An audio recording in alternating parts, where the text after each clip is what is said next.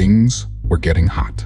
The NAC had gained momentum with Dr. Kamuzu Banda's return, and the call for independence was now a storm sweeping up and down this narrow country. They all united behind Banda and had to campaign tirelessly.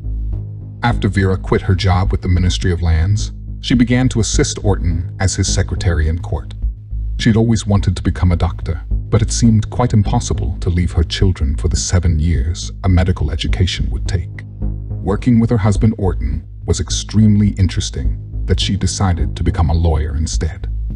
As the first African lawyer in Nyasaland, Orton had begun to fill a huge gap in the administration of justice in their part of the world, and she wanted to join him. This decision was obviously reinforced by the very apparent need to uphold the rule of law in the highly tense situation their country was in. The white district commissioners retorted harshly to the public demand for freedom and let them know that every troublemaker would be convicted as charged with or without evidence. Orton defended all the fellow NAC activists. They arrested 24 people for unlawful assembly and incitement of the public in Dedza, a Chirwa district in the central part of the country, and Orton went to defend them. The trial took 3 days. The district commissioner, Mr. Davis, was a personal friend to Orton, but he nevertheless insisted on convicting the 24 accused, although there was no proper evidence against them. It really annoyed Orton, who said he would appeal any unjust ruling.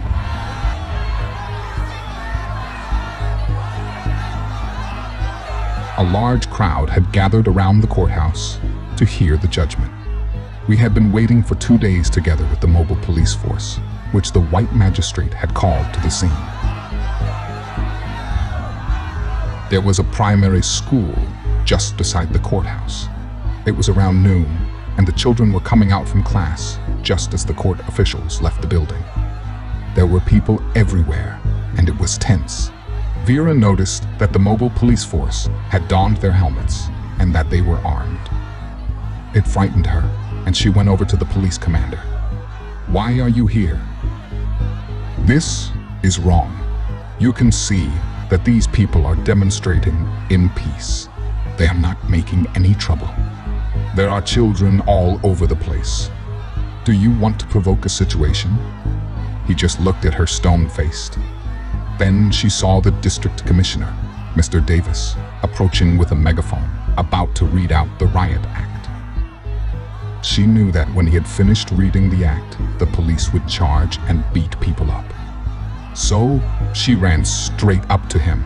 "Look, Mr. Davis, the children are leaving, but these NAC people will stay.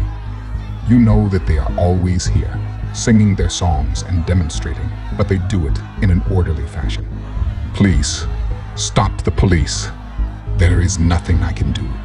It is a government policy that these people have to disperse within 3 minutes," Mr. Davis replied. 3 minutes? How can you expect such a crowd to clear the area in 3 minutes? She was furious and ran up and down between Mr. Davis and the police commander. "Dare you kill these people? You are going to see when we take over. We'll revenge these people." As a lawyer, Orton had to hold himself a bit aloof from the situation.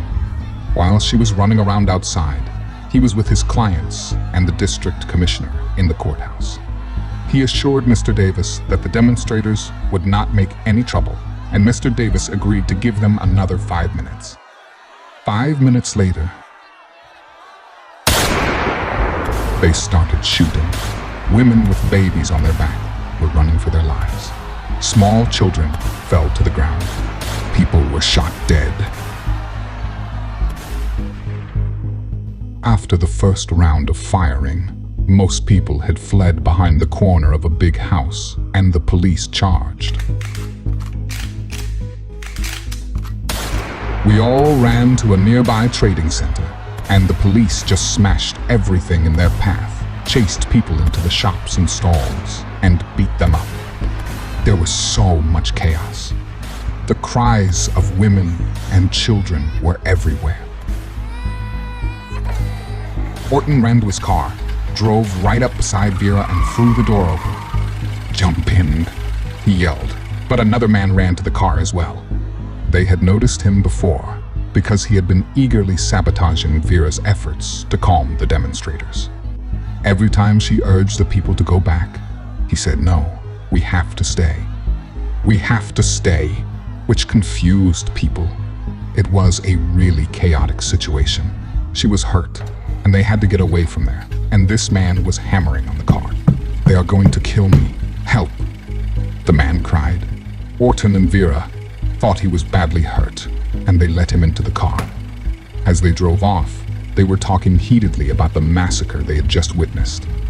They were shocked and furious. "How can they fire on people like that?" she asked.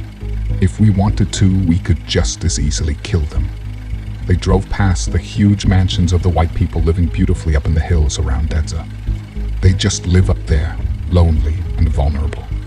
"If we wanted to, we could make a bloody uprising like the Mau Mau in Kenya. We could make a Mau Mau here, but we don't, and that's what we get in return. Yeah, let's kill them." The passenger urged Vera. This reference to the Mau Mau was later to form a fundamental part of a charge against Vera in a court case.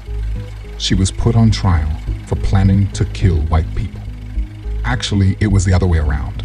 She was stressing that they, despite the suppression, held back, but that was not the prosecutor's opinion, and he claimed to have a reliable source. This source was, of course, the man to whom they unsuspectingly gave a lift. He reported everything back to the colonial police, and they later learned that he was a government agent planted among the demonstrators to escalate the conflict and give the police an excuse to fire. By February, the situation had become serious enough that more Rhodesian troops were flown in to help keep order. A state of emergency was declared by the governor, Sir Robert Armitage, and the NAC was banned. On 3 March, Dr. Kamuzu Banda, along with hundreds of other members of the NAC, were arrested.